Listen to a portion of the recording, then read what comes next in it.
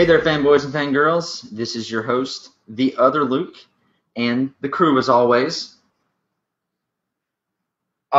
This is Sherlock Colvin.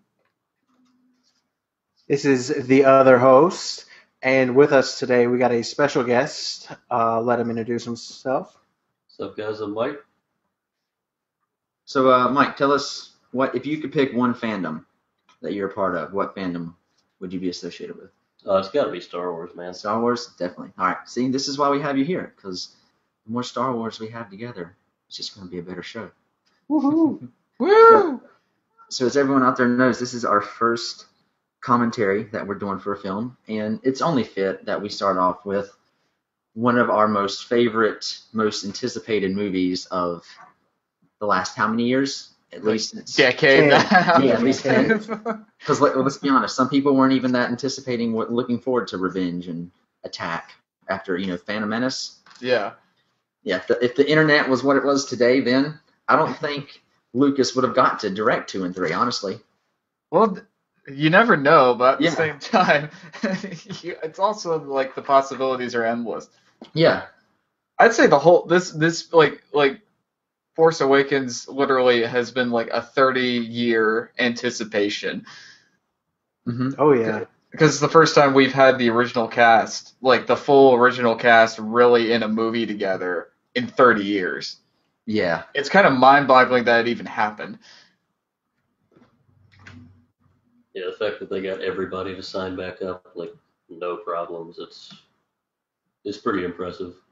I mean, they were trying to make a Ghostbusters 3 for a while, and they couldn't get all the pieces to work for the cast. But we were lucky enough to get Star Wars with Harrison Ford, Carrie Fisher, Peter Mayhew, Mark Hamill, everybody.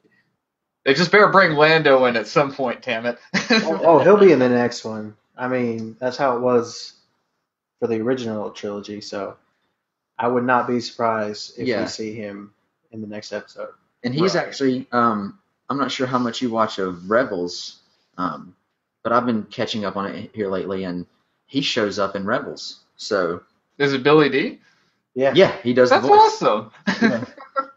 You get to you see him before he's made his trip to Cloud City, because not to go too much into it, but you kind of go on a mission with the Rebels to kind of help Lando kind of start his thing. That's another podcast. Yeah, that's a whole nother. But so everyone out there right now, we are all set at 10 seconds in on The Force Awakens. Oh, we are? Yeah. I'm at the very beginning. Hold on a second. Oh, no worries. That's why we get set. That's right. You were in the restroom when I was talking to myself, I guess. I thought you always talk to yourself. Yeah. Singing would be a more accurate term. Okay, I'm right at 10. Alright, so everyone out there, we're going to count down from 3. And when I say go, that's when you hit play. All right? Awesome. 3, 2, 1, go.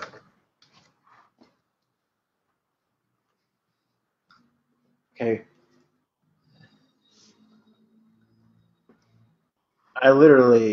This part, I had goosebumps. Yeah, there was so much excitement just going through. You know, in the It was Marvel surreal. movies, how they flip through the comic book pages and then the Marvel logo shows up. Mm-hmm. I get goosebumps at that every movie. Am I the only one? Oh no, definitely. It's that moment of like, this is happening.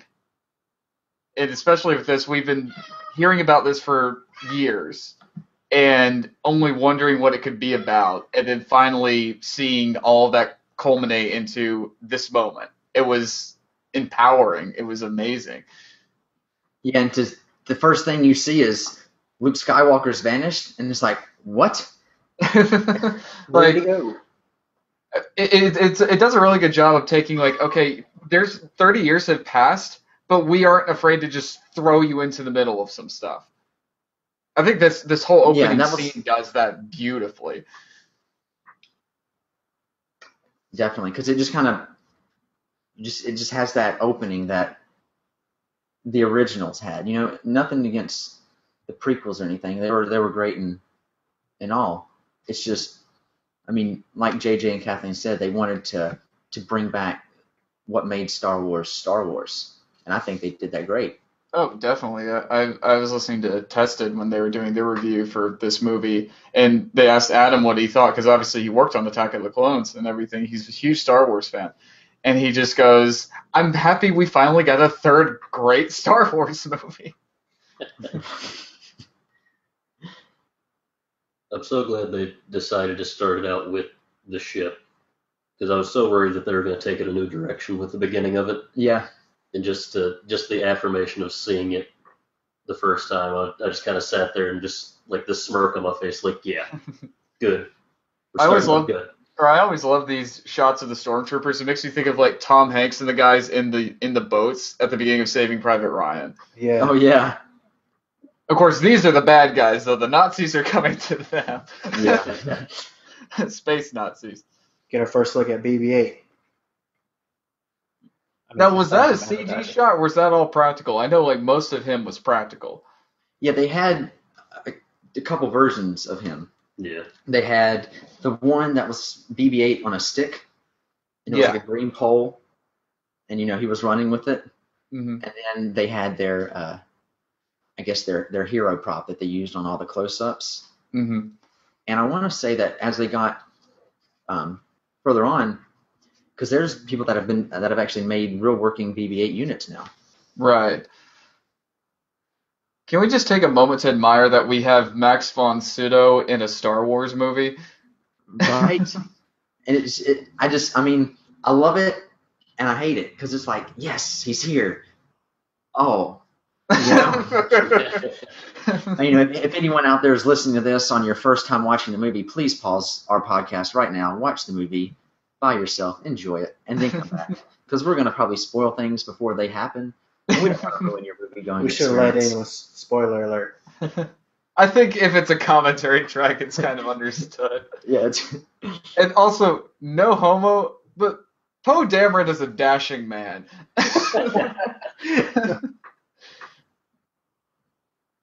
I just wish I had that presence that guy has. I would have had horrible times with women in high school.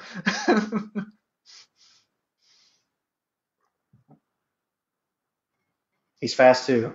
He just hit full flat. Yeah. And see, this is the ship we saw whenever they started off the launch for Force for Change. Yeah. JJ was standing out in front of the of this. Everyone went crazy. It's like, oh, it's not the same color. It's got this. It's got that. I love the new ship designs. Well, specifically with like the X-wings. I love how the wings kind of almost they form one, but then when they lock X-foils or whatever, it's like almost like two different pieces that come apart. I don't know. That's just a cool feature to me. And the First Order troopers got flashlights on their guns. Yeah. Oh yeah.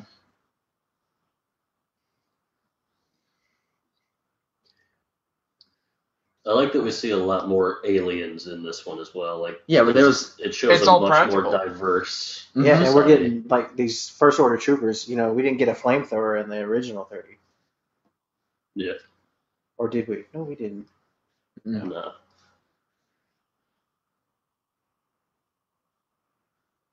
You guys heard what Oscar Isaac said when he asked Harrison Ford what to do as far as piloting a starship, right?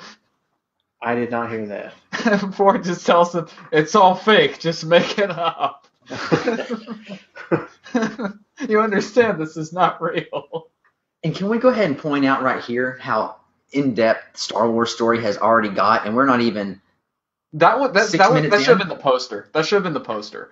Because we have Poe Dameron just shot and killed one of Finn's friends. That is causing him it's the reason why he's having this freak out. He just saw his friend die. But he ends up teaming up with the guy who killed his friend. But neither of them are either of them going to ever know that? Well, it makes you wonder when the tides finally turned for Finn, or if that was building up for a while. Yeah, like what was going on, because I just think whenever that opening scene, we just see a bunch of stormtroopers, but then we cut in on a close-up. To me, I just imagine, okay, this is Finn. We're watching Finn. His head's kind of to the side, and you might, okay, what's going through his head? Yeah. You can't really tail, minus the ones that have the shoulder guards, but they don't have any kind of number on them on the front that you could really tell one from another. Kylo Ren. I love his voice. Like, they didn't overdo it. Yeah.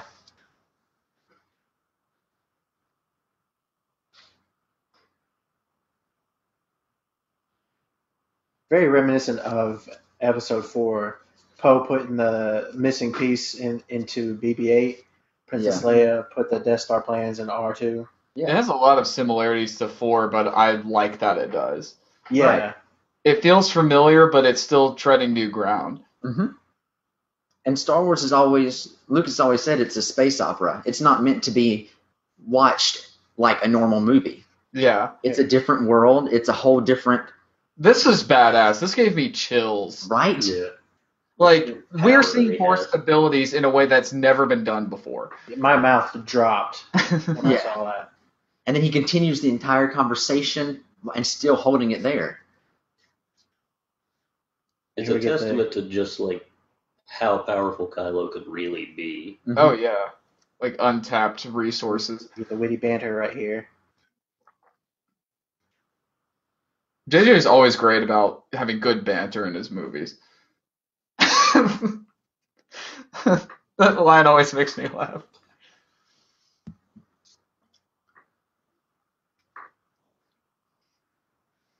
Captain Phasma. Yeah. The Boba Fett. The Boba Fett of this song.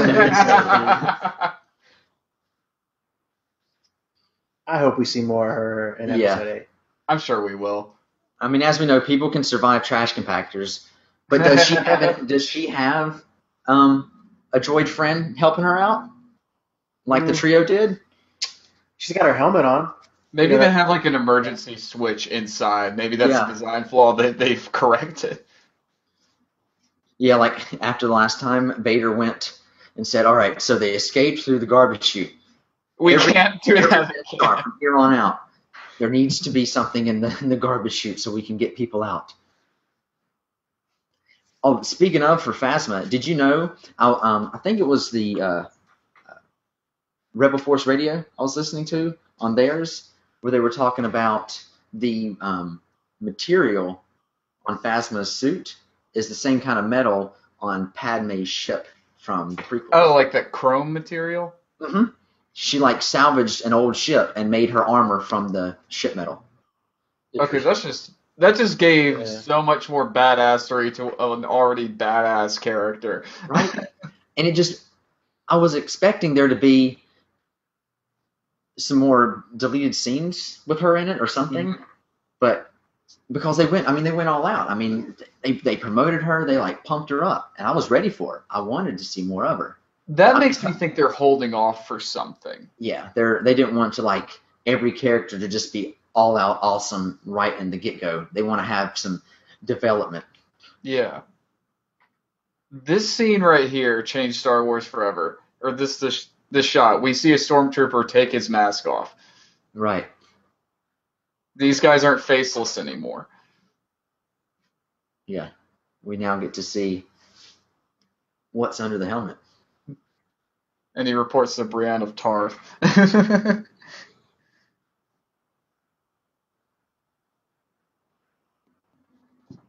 John Boyega was fantastic. Oh, he killed it. He killed it. He was great. Both him and Daisy Ridley just brought their A+ game to this. They just knocked it out of the park. Yeah, they each brought something to the character that just, I don't know, there's just a good chemistry between them two when they're on camera. They're a good fit, and not just with each other, but just in their characters. Like, they embody them very, very well. We've seen the inside of a hangar like that, but not like this. Right. And I don't know if you've, I got a chance to go to Disney a few weeks ago, and they've updated Star Tours actually. And you start off like you normally start off, but your second place you go to on Star Tours is now on Jakku, and you come in during the middle of an awesome scene we're about to see here shortly. Not to be that So guy, that was but really Daisy cool. Ridley is so pretty. She is. Her Yeah. smile. She is just a gorgeous woman. And, for a while, I thought she was going to be, spoiler, Han and Leia's kid. Because Mhm. I saw a lot of kind of similar features between her and Carrie Fisher. But, hey, even though it didn't go that way, I'm totally fine with it. Mm-hmm. Well, even in the trailers for the movie, like 90% of the time, if you saw Han, you were Yeah. together for all the advertising. Yeah. And you'll notice when they're around each other, there's these little quirks that Whoa. Han has. I didn't notice that TIE fighter helmet Oh yeah, right there. Oh, yeah. This shot in that first trailer, yeah. all the hairs on the back of my neck stood up. Yeah. It's actually one of my backgrounds on my computer. Here we get to finally see the aliens and everyone who went behind the scenes and put these creatures together. It kind of blows my mind. Yeah, all these different species. Like this guy right here. You only see him right here, but look how hard they went. Yeah. Where's the action figure of him? It's coming soon. Coming soon. I can't wait till we dive even deeper into Rey's backstory. Because she's already such a compelling character. Like, just the look on her face, you can relate to. 1/4 portion. GameStop in the Star Wars universe. Simon Pegg, everyone. Did he play multiple characters? No, I think he just did this one. Yeah, I think the reason he said, I saw in the bonus features, he chose to do that, like go under a mask or do a creature kind of look like that, is because he didn't want to be recognized as, oh, it's that guy from Star Trek. Right. Or the fact that he's a prequel hater. Yeah. Hardcore prequel. He is? I didn't know that. Come on, Simon, you're such a cool guy. Why you gotta say these mean things? You can thank them. You don't have to say them out loud. Just bury it deep down. I want to know if how they do the bread thing. That is a practical effect. Is it edible, yeah. or is that just how they did it? If it's edible or not, that I don't know. But there was a video released. I think it was through Variety or Hollywood Reporter, where they talked to the production designers, a production designer and art director from Episode 7, and they said the one thing that they've got the most questions about was that bread practical effect, and no one can believe in that it's real, and it's real. Like they made this formula, and they've figured out a way to make it look like there's this rising bread. That's the thing with this entire movie is, I mean, I'm not going to knock on the prequels, but my thing with them is, especially watching them now, the green screen stuff is it didn't age the best. Mm-hmm. This entire movie feels real, where it's the prequels kind of felt a little synthetic at times. Mm-hmm. Oh, and I don't know if y'all heard the news, but this guy, I can't remember his name, this creature that he's riding on, is actually, Roxy the Rancor, that's usually at all the different Star Wars conventions and stuff. Yeah. They now have built that, and you're going to be able to see that life-size creature at Star Wars Celebration. That's crazy. The guy who's like riding the creature, he actually plays like Simon Pegg's little assistant in Star Trek. Oh, really? Oh, yeah. I did not know that. That's cool. He's done a couple things like this before. Here, watch the antenna. You got a skinny black antenna. Now you've got a white antenna with a black top. I haven't noticed that till now. Yeah, well, dude. And you know what's sad? I noticed that on the night I watched the movie the first time. Oh, no, it's the script soup in me. I'm like always trying to take in every detail of every frame. You're doing your job. It's just sometimes I wish I could turn off some of those things. How does she understand what BB-8, the noises he's making? She's just the same with Chewbacca. Yeah, see, for the longest time, I always thought it was some kind of like readout on their little display, because you see like the different flickering lights, and I thought maybe it was some kind of like Morse code thing. but they're distance away and they understand and they communicate back. So I'm not sure. I hope they TIE fighters. Yeah, new ones too. And they sound great. I didn't mean to cut you off. Oh, you're good. My bad.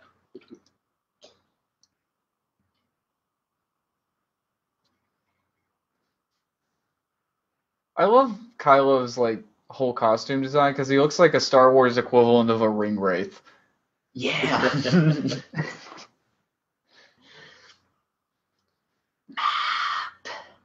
Skywalker. That was great. All right, so Matt, you need to draw a T-shirt with Kylo Ren as A ring race. He's a Ren wraith, and you just have the little bubbles going. Matt Skywalker.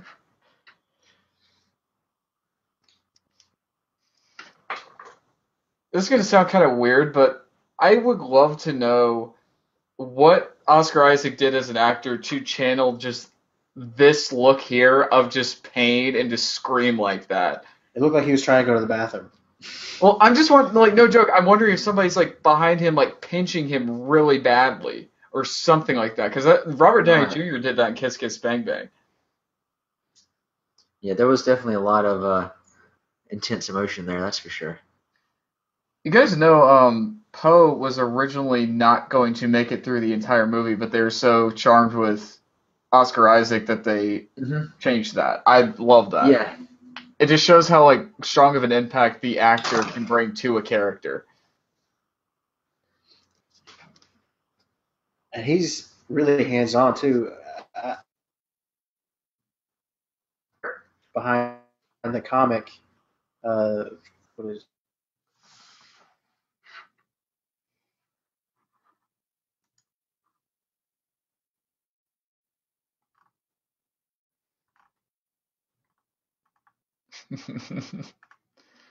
Parents were rebels from from Endor.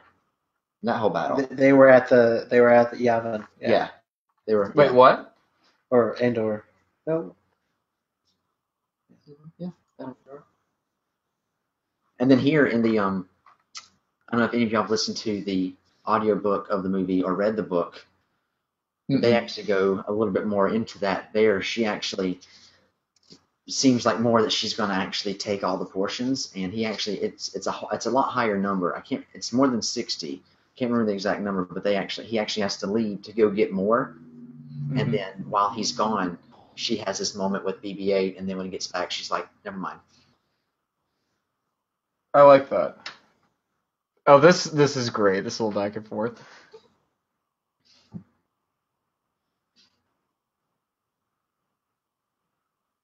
It's the right thing to do. Poe called him on his bullshit.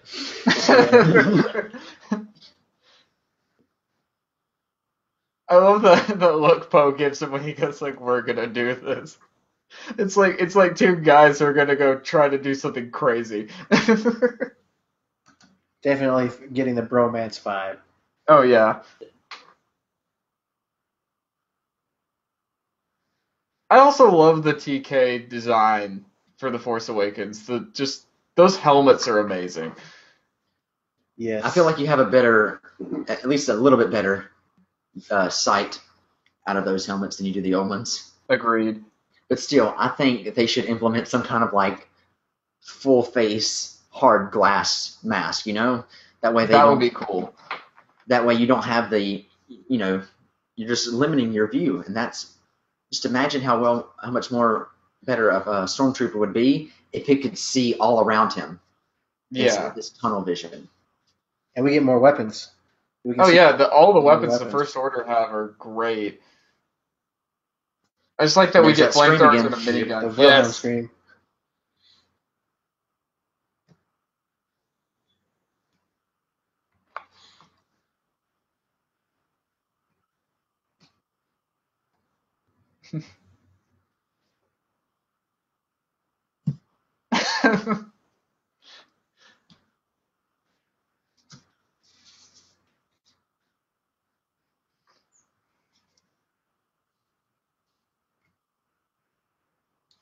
It's cool at Disney.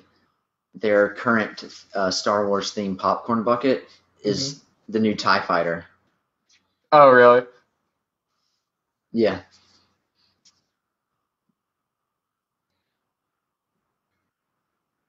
Don't get cocky, kid.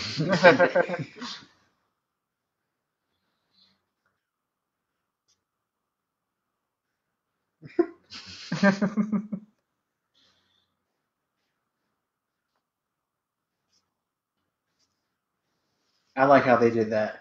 Yeah. Yeah, it's like now we know why his not last name hasn't been revealed because he doesn't even know what his last name is. Yeah. He just knows that he was, taken as a child. I love that the mouse droids are still in the background. Yeah. They're still rolling around doing their thing. It's a nice touch. Even just like the observation port on the Star Destroyers is very much a callback to the originals. Mm-hmm.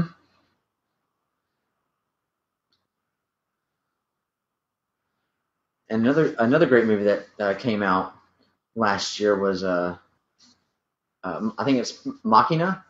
Is how you Ex say Machina, it? yeah. Ex Machina, and it had Oscar Isaacs and Domino Gleeson in it.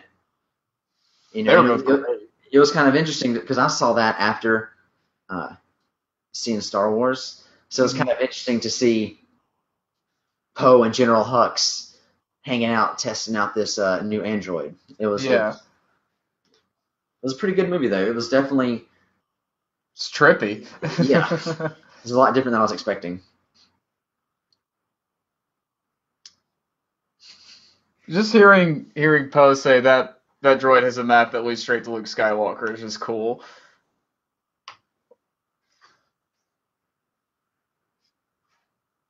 Like this here is cool. This whole user interface where you get to see different ages of Finn and like all that. I just hope that they go in, kind of like with the Clone Wars, how they went hard into the backstory of the clones throughout their training.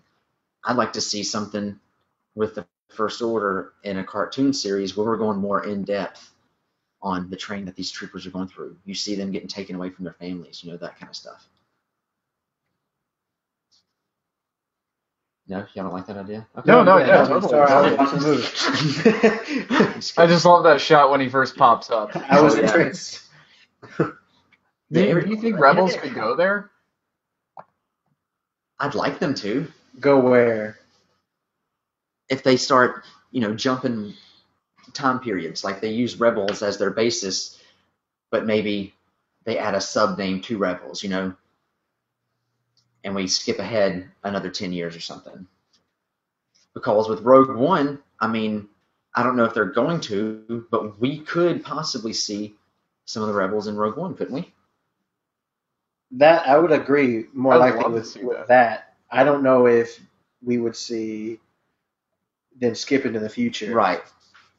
See more of them bringing them into the live action universe instead of... Yeah. Yeah. I wonder how hot trying it to get was. their footing. Or sorry, go ahead. I wonder how hot it was in full stormtrooper gear in the middle of this desert. Yeah. Well, it's cool. The suits, they actually have like liquid cooling in those black shirts that they're wearing. So it's constantly pumping ice cold water through their entire body. Oh yeah. Because it was, I believe it was like over 100 degrees like all the time. Nope. Big tall glass of nope. It makes you feel bad for the guy that's having to push BB-8 around. He's just like running across the desert. Yep, lugging all that camera gear around and just working and building those sets. They went hard on these sets too. Oh yeah. But it just shows you. They put all into it. They definitely put in 110%. That's for sure. They knew a lot was riding on this movie, and they held nothing back.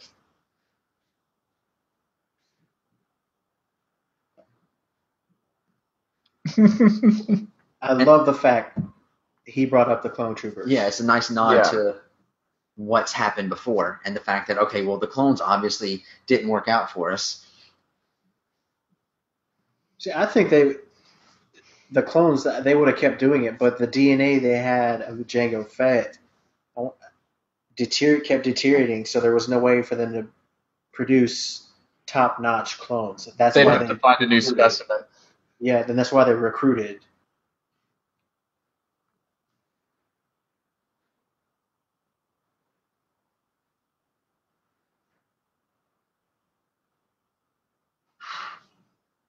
I love that we don't get subtitles of any sort for what the aliens are saying. Mm-hmm. Oh no.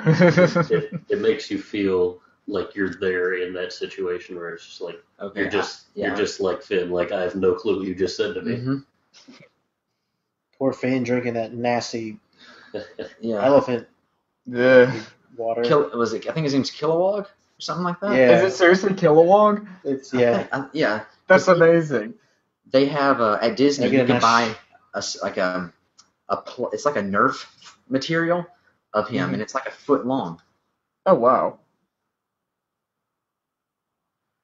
Rey kicking ass. She showed those guys no mercy. Mm-mm. Get that nice butt shot. Oh, And BB-8's like, oh, there's someone over there. The emotional range that they're able to get out of BB-8, just like by his movements and everything, is incredible. Oh yeah.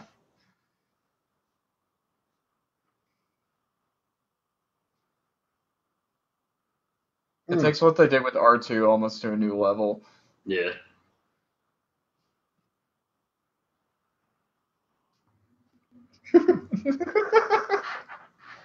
It's a Habibor. Sorry, I had to look it up. Kilowog's the guy from Green Lantern. I am just that's why I my was game right now. Well, that's why I was geeking out. I was like, oh wow, it's like Abrams like a DC guy. Help him go clean house over in the movies.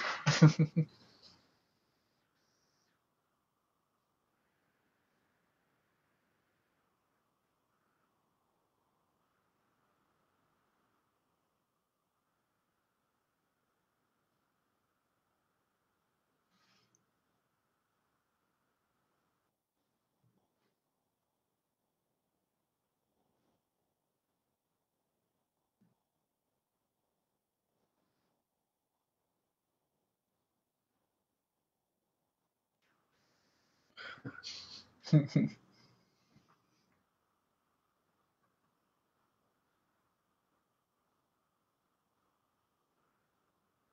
am with the resistance. This is what we look like.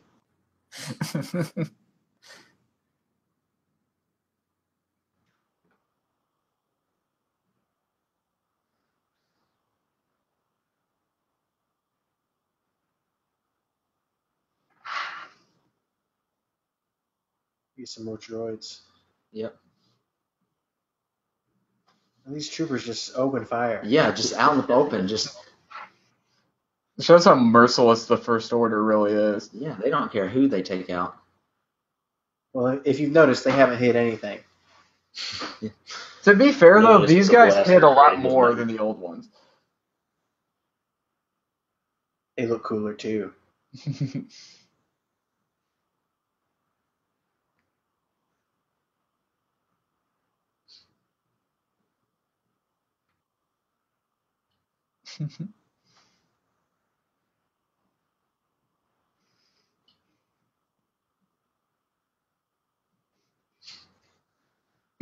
That screech sound of death. I love how they did the beach ball. Whenever BB-8 got thrown around, you heard the beach ball sound, or Yeah. when you dribbling a dodgeball. Mm-hmm. And so that's what makes BB-8 unique, because he can get thrown around like crazy, and as you'll see more in the movie, it just he can take a hit. He's a trooper.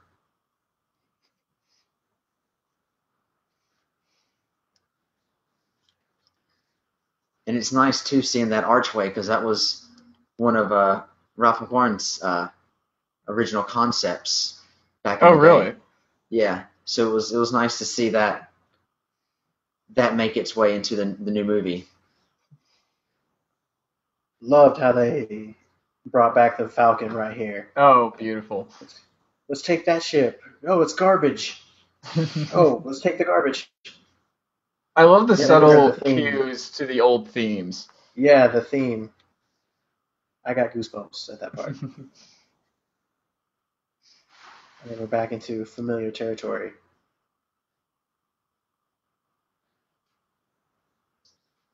It makes you wonder how many times she snuck onto this ship. That she, as soon as they run in, she just like, oh Yeah. yeah, the guns are over here. Mm-hmm. Yeah, I was listening Yeah. in the, I believe it was in the audiobook, they kind of talk about how at night she would sneak onto the ship and just kind of mess around and just scavenge, not really take anything, but just look and learn. That's how she's able to, I guess, react so quickly and know what she needs to do to fix the ship when a problem comes up. She's struggling to pilot it. Yeah. It's kind of calls back to the Indiana Jones line: fly, yes; land, no. And then always it was your Unkar plot his, and you're like, no, that's not yours. Let's fly.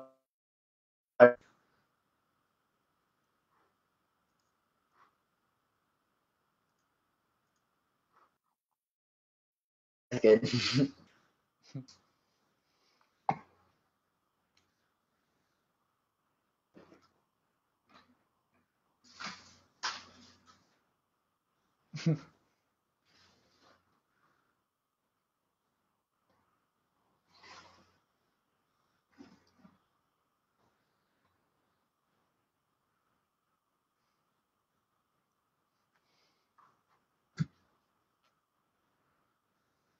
I hope. Yeah.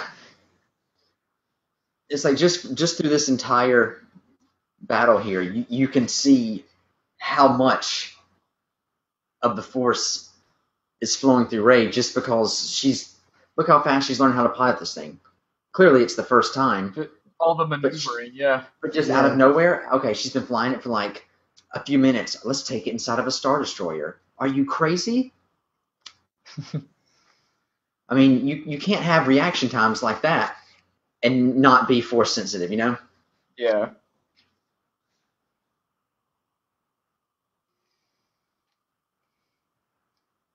I also love how dynamic any of like the dogfight sequences are just in the starships. Like all those scenes are shot. Like obviously they're able to do stuff now that they couldn't have done at all back in the day, but they're able to make it so dynamic and flow, and it really just flies you around. It's not just models flying around anymore.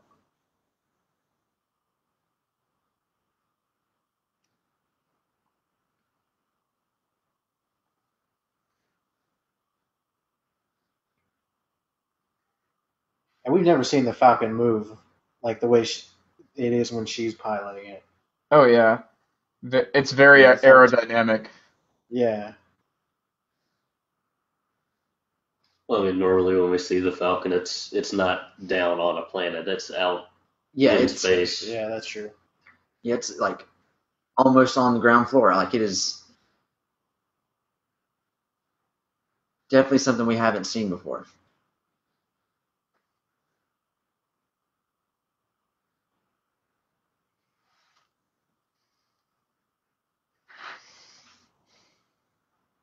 I like how those scavengers, they were just Yeah, they were there. just they saw it and like, oh god, we gotta get on this right now.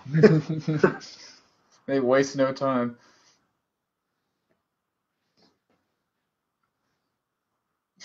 That sound effect.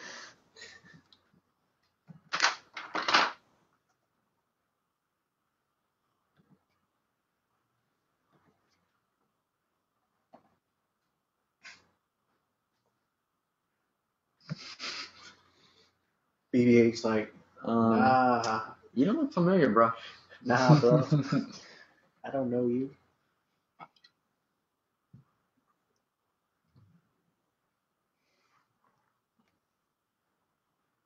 And no one in the galaxy far, far away likes to introduce people like normal people. I'm like, hey, my name is Tyler. Sucks. We're just like, Ray, because we know you're watching, fans. We've protected our identities with a magic thing called plot. You know, this guy crapped himself before he's all sweaty. He got the short straw. Look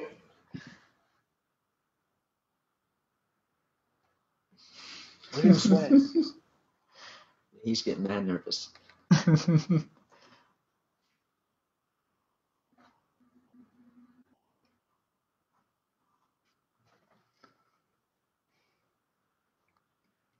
I don't know about y'all, but his temper tantrums he throws didn't bother me.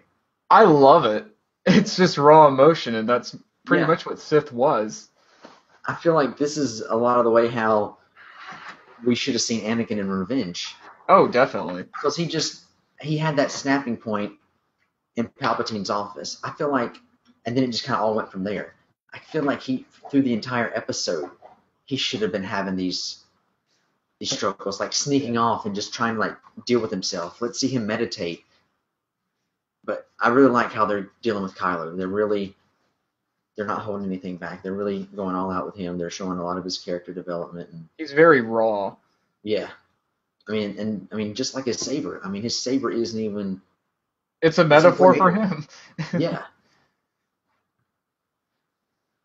And I went to the launch bay at Disney, and they have some of the props from the movie there. I'm not sure if it's like the actual props or if it's just replica props, but they have Kylo's saber, and you can just tell, like it's not your normal saber. You've got wires hanging out all around it. It seems like he's barely holding together. Like maybe he didn't completely get to learn from Luke how to fully construct a lightsaber, so he's got some of his wires on the outside because building your lightsaber maybe later on way down in your training. Yeah, he just had to throw it together. There's something else.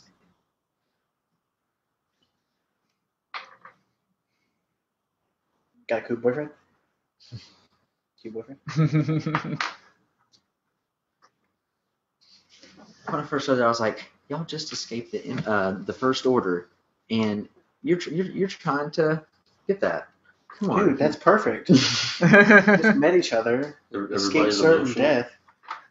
I know I just met you, and this is crazy, but my name's Finn. Call me, maybe? Right?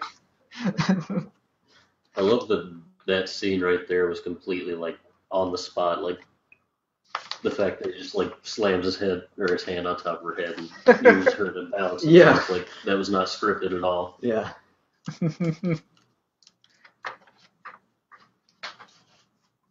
Can you unfix it? Crazy. Yep, and we get to see the mask from. Oxygen mask. Yeah. There's that sound again. It's like they took the beach ball sound and then added like a metal sound to it. I'm never gonna not notice that sound now.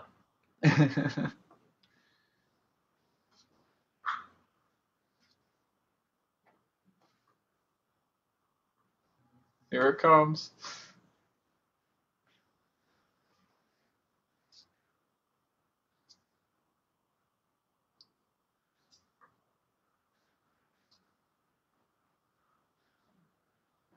And the crowd goes wild. I got choked up when he said that.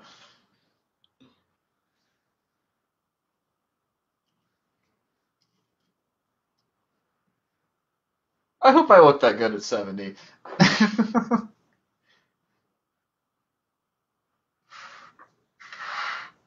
Chewie's like, yeah, right.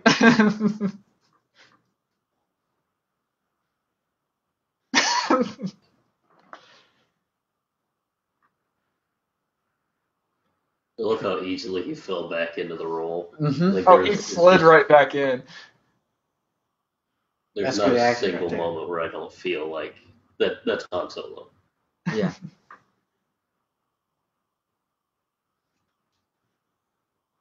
Yeah, he did.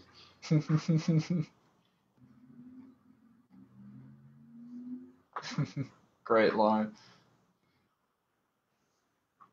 Chewie, yeah.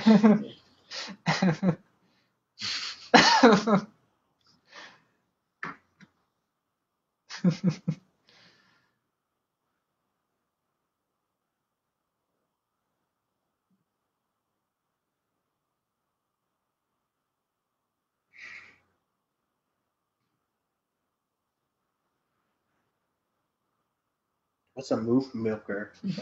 Is that worse or better than a nerf herder?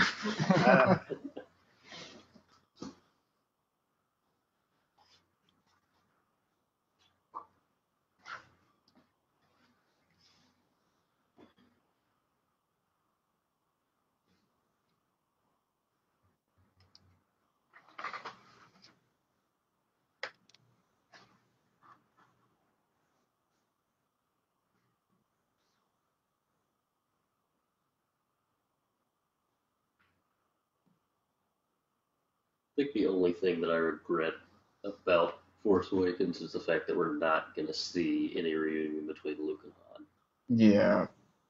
Yeah. I'm a little sour about that. Unless they end up doing some kind of flashback stuff. But Yeah. I mean, they really, correct me if I'm wrong, but they usually go in like flashbacks when they have visions and stuff. Yeah. So I mean, there's that. But yeah, I agree. That's gonna be I one thing. guarantee, you know how like in A New Hope, Ben Kenobi has that like that wave that hits him emotionally when Alderaan is destroyed. Mm-hmm. I guarantee Luke had that when Han died. Yeah, because they were Pretty close. yeah. They're family. Literally, they're family.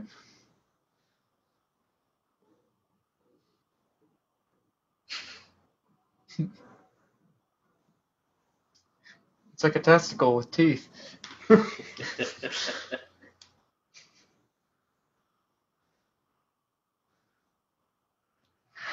These guys right here, they're androids.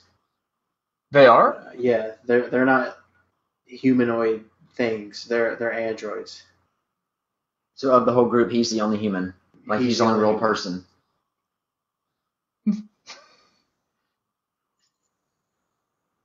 I mean, that explains why they're like always like just perfectly just.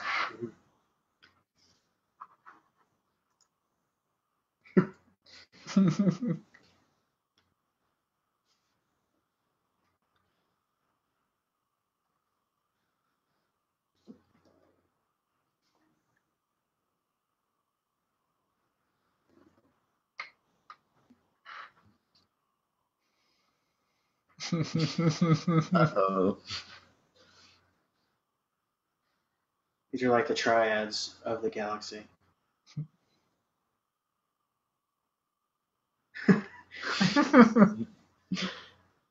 Always trying to strike up some small talk. Yeah. Small talk will hopefully cushion the blow. I always do it every time.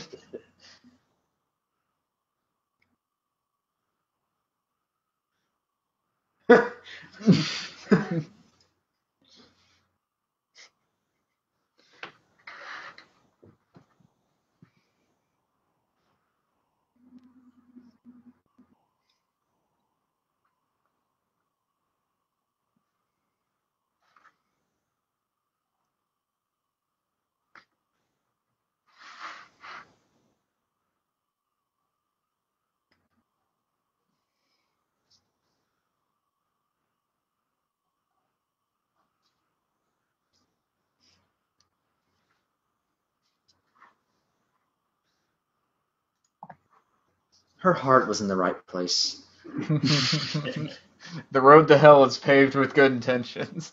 That's what happens when you just push buttons. You fit in with that smile. It didn't click in his mind. This look Han gives when he starts to run. Did you catch the Indiana Jones nod here? Yeah. Oh shit, I gotta go now.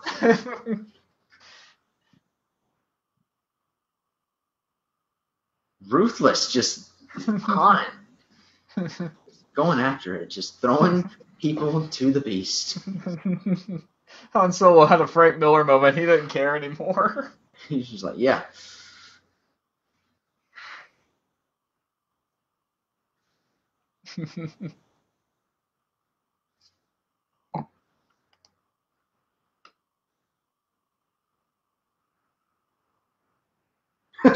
Put her hand over her mouth.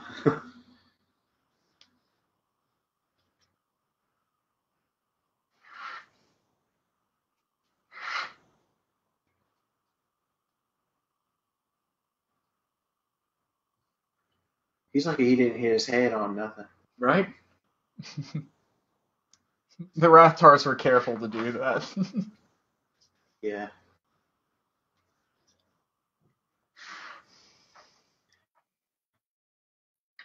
Esque. Did that that whole down the cord right here? Yeah, it gives you that vibe.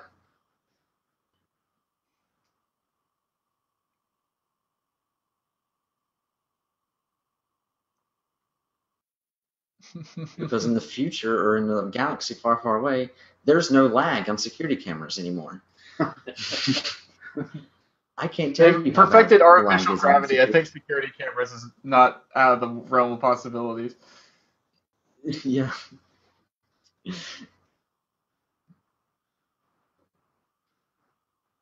Chewie gets hit. I about lost it. I like this thing.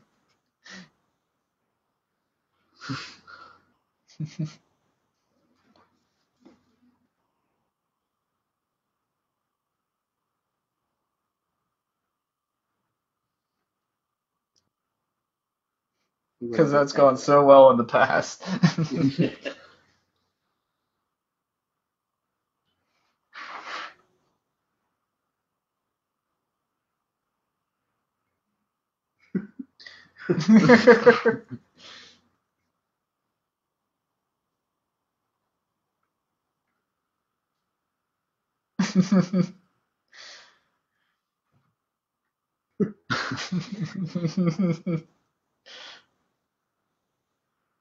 And we see that from a little nod to A New Hope there. A lot of New Hope nods.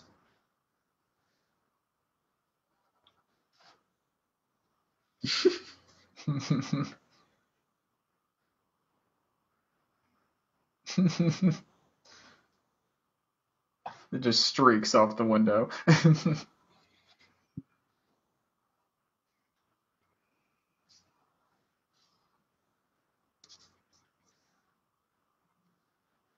Death Star 3. 3 times the charm. 3 times the size.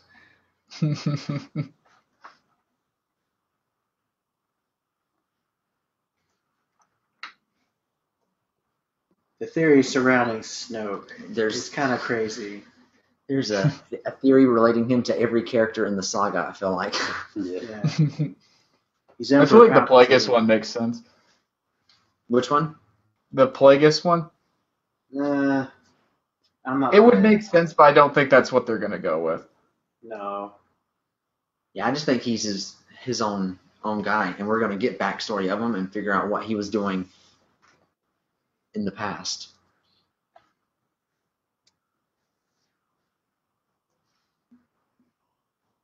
And those two, they're always like trying to one up the other. Yeah, it's like kids. Yeah, like Tarkin and Vader were like, they were tight. And Tarkin was like the only one that could get Vader to like chill out, you know? Yeah. That relationship is definitely not the same here, which is good because we wouldn't want to have another Tarkin Vader relationship. It's nice to see, all right, we've got this really young guy. Both of them are pretty young. Yeah. Like both Vader and Tarkin were old. I mean, they were in their 50 plus years. These guys are what? Probably their late 20s, early 30s, maybe. How about that reveal?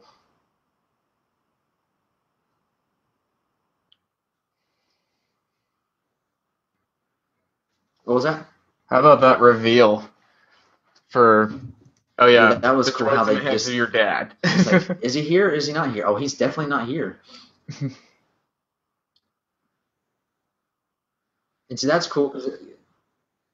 And it kind of reminded me of an Empire where you get to see Palpatine really, really, really big when he's talking to Vader. but they changed it up a little bit. You know, they kind of went full body and on a throne instead of just a giant head. Yeah. Daisy Ridley smile. Oh, it just melts my heart. Huh.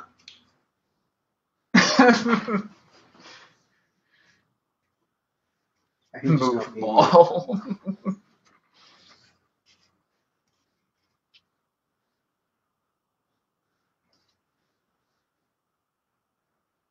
I like the continuing theme of Han calling him kid, or calling people kid.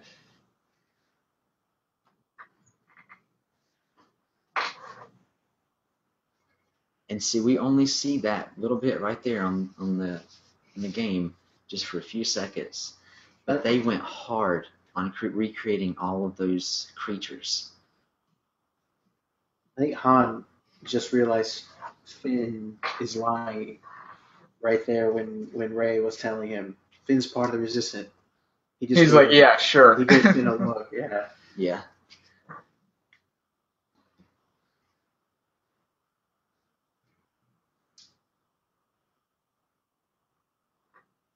See, who else was he training? Or was it just the new generation, just the one? I think he was training a few people. Yeah, there's got to be more. Because that one shot in the flashback, where it kind of shows the coup happening, there's a lot of dead bodies. Yeah. It kind of makes you think, like, what has the First Order been telling people as far regarding the Jedi? Like Rey, the Jedi were real. Duh. Maybe they've got their own history that they're trying to get people to think, and they think maybe we can try to rewrite history. Maybe Write the Jedi out. Yeah, maybe we can try to get people to a point where they don't even think the Jedi were even a real thing. You mean like an ethnic cleansing, like the Nazis? Yeah. There's so many parallels, it's ridiculous. Hey there, fans. You've reached the end of Side A. If you would, please flip your record to Side B to hear the rest of the recording. Thank you.